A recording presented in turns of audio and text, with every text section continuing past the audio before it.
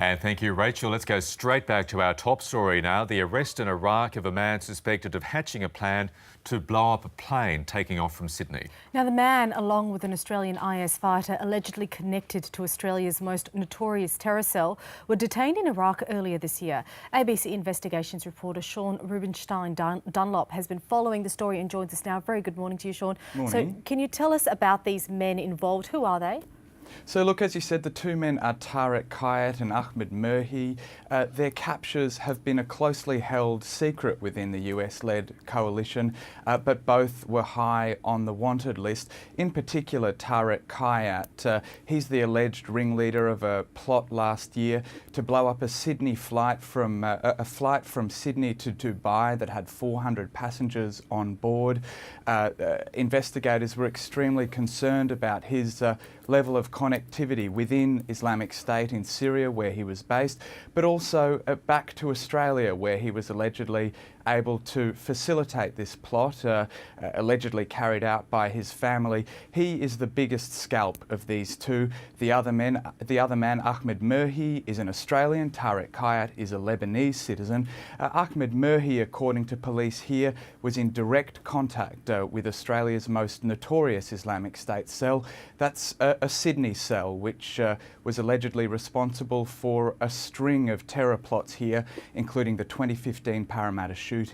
And a lot of these investigations and arrests were shrouded in secrecy for quite a while. So these developments are really quite significant, aren't they, Sean?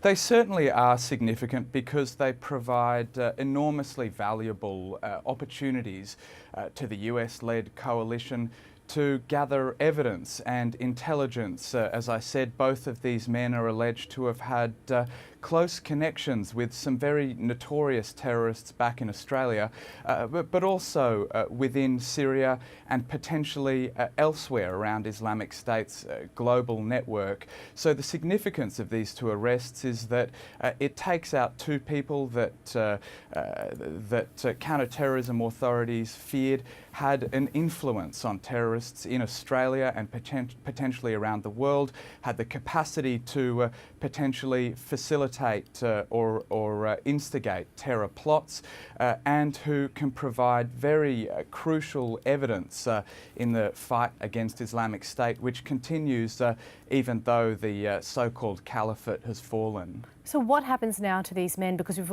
obviously got the two brothers that are here in Australia, but these arrests were made overseas. Will they be brought to Australia? Will they be detained in the US?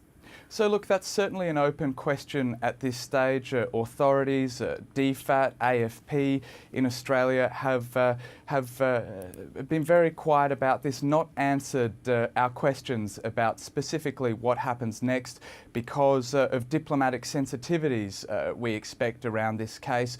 As you said, it's been a closely guarded secret, but what we can expect is that Australia and its intelligence partners will have been trying to access these two to interrogate them, interview them, see what evidence they can provide.